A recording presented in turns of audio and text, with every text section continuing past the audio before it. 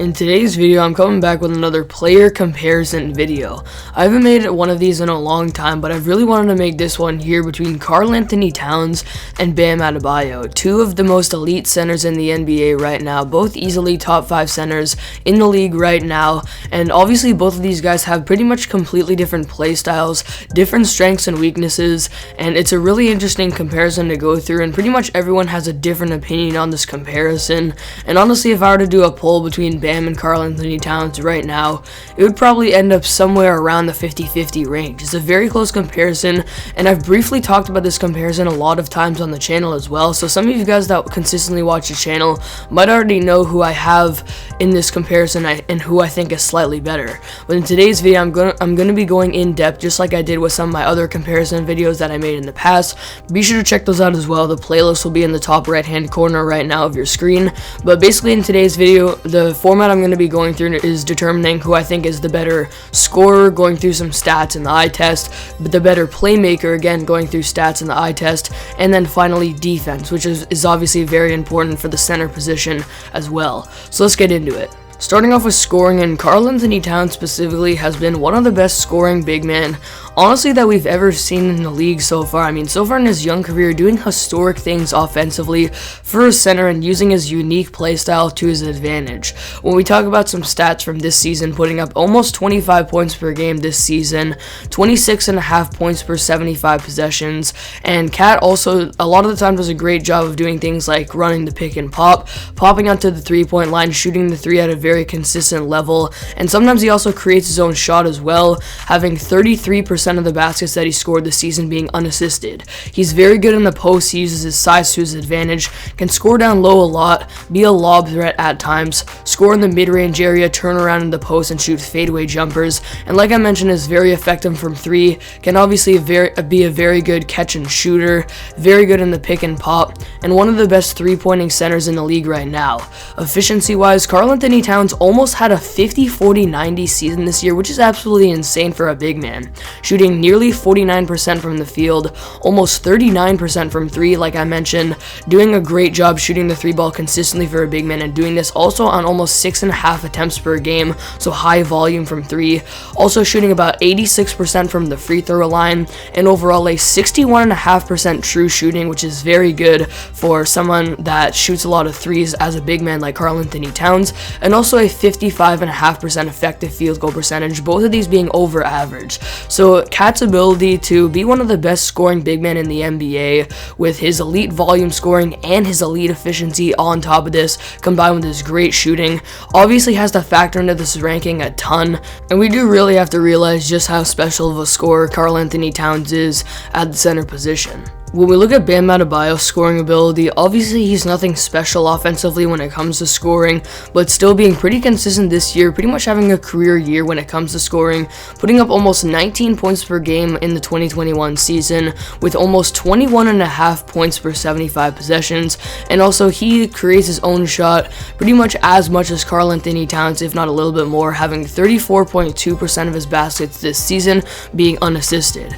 And when we look at his efficiency too, obviously his efficiency stats are a little bit inflated because of how he scores so much at the rim, but still doing it effectively, shooting 57% from the field, not really shooting the 3 at all, but still being a consistent free throw shooter, shooting 80% from the line, and overall a 62.5% true shooting and a 57% effective field goal percentage. So Bam plays his role well when it comes to scoring, being a very consistent lob threat, slipping out in the pick and roll, getting a lot of baskets around the rim off of lobs from some of his teammates this year like Tyler Hero, Goran Dragic, and Jimmy Butler. He does a great job of being a consistent lob threat and can also create his own shot in the post. At times is a pretty effective mid-range shooter and does a good job of at times creating his own shot in the post and scoring down low that way as well. I talked about how about over a third of his baskets are unassisted, and that's where that comes from, his dominant post play at times. So it's no secret that Cat is a way better scorer than Bam, but it's not a huge margin.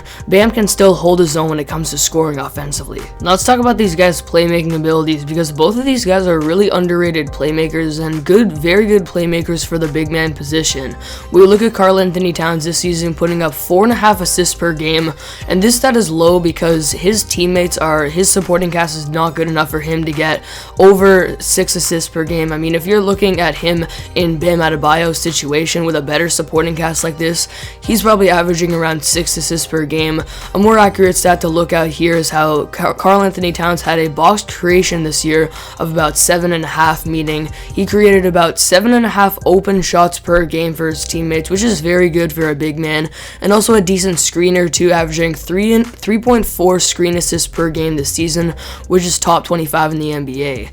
And also, I mean, the eye test really has to factor in here. Like I said, Karl Anthony Towns creates a lot of open shots for his teammates that simply just aren't capitalized because he plays on one of, if not the very worst team in the NBA last season.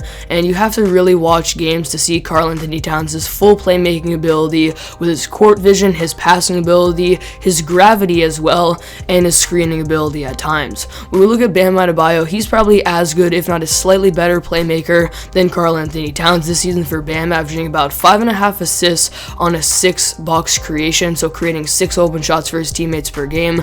Probably a slightly worse passer than Karl Anthony Towns and has slightly less gravity, but also this season, Bam averaged nearly 5 screen assists per game, 4.7 to be exact, which is top 7 in the NBA. And really, when you watch him play as well, the eye test has to factor in a lot here, as the Heat's offense is at its best when it runs through Bam. When he gets the ball in the post with handoffs, setting screens to get open shots for his teammates, their offense is functioning at its best, and Bam Adebayo playing that position where the offense runs through him is, like I mentioned, where the Heat are best offensively. So his very good screening ability combined with his passing makes him a very good playmaker as well. Both Cat and Bam are very underrated playmakers at the center position.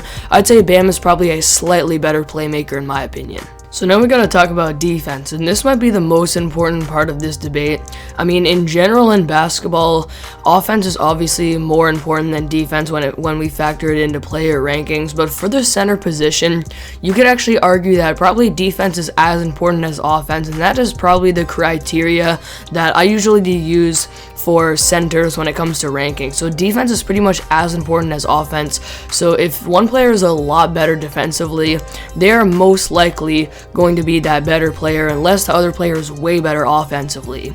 So essentially, offense for centers is basically as important as defense because they're the defensive anchor of their team. They're the last line of defense when they're guarding in the paint, and overall they're the main rim protector on the team and probably the most important defender on the team. And when we look at Karl Anthony Towns, there's no secret that he's not a fantastic defender. Some people do hate on his defense a little bit too much, but personally I would say at best he's probably an average defender, which for the big man position he's probably a slightly under average defender. Sometimes he's not a great pick and roll defender depending on the situation. Most of the time he's pretty much an average rim protector at best, and overall he's not versatile at all like Bam, which I'm going to be talking about a little bit later on as well, but he can't switch on the perimeter and there's a liability out there as well. We look at some stats. Karl Anthony Towns overall has a defensive field goal percentage of almost 51%, which is not great at all. About a 60.4 defensive field goal percentage when opponents are shooting within 6 feet.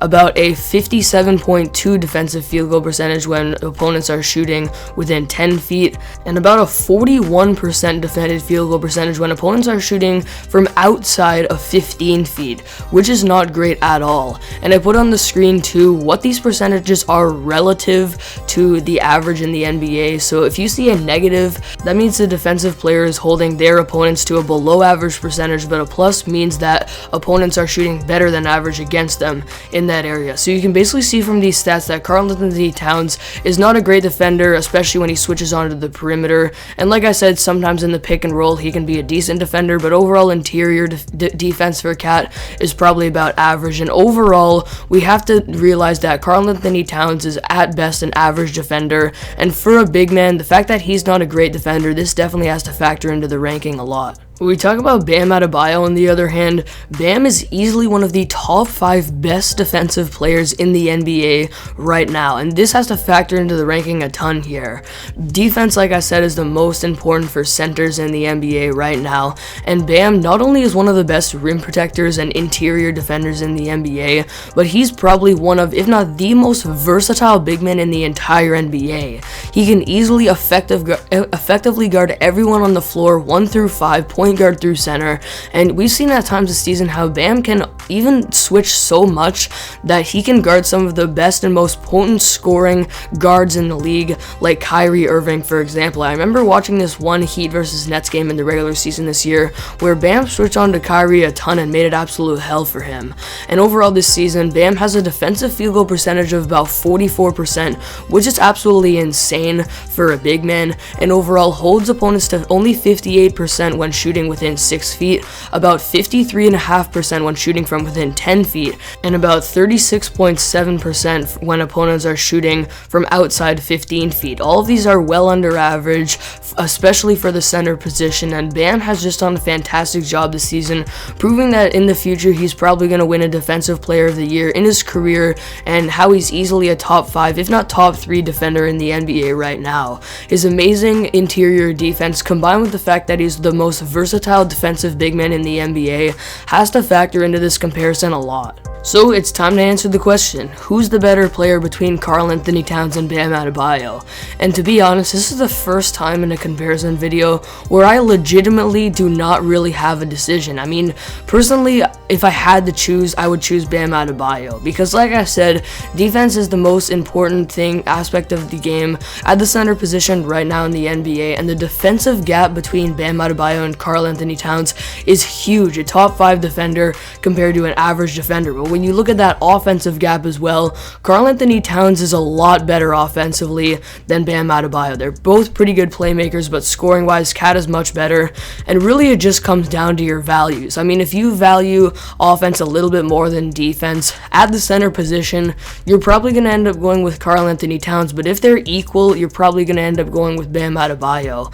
I mean, like I said, it's really up to values here. This would probably be a 50-50 poll if we compared these two players and everyone voted on who they think is better, because it's just an extremely interesting comparison. Two completely different players that have much different strengths and weaknesses offensively and defensively, but because of the big defensive gap here and how Bam is the way better defensive player, I'm going to give a very, very slight edge to him personally. And these guys are so close that on my big top 50 list that I made, I have them separated by literally one spot on my list. This could go either way, and it's a very close comparison, to say the least. So there you have it. That is the end of today's video. Those are my thoughts on the Karl Anthony Towns versus Bam Adebayo comparison. Make sure you guys comment down below who you think is better, because this comparison is one of the most interesting in the NBA right now between the 3rd and 4th best centers in the NBA currently. So make sure you comment down below who you think is better between Bam and Karl Anthony Towns. Thank you all for watching, and I'll see you all next video.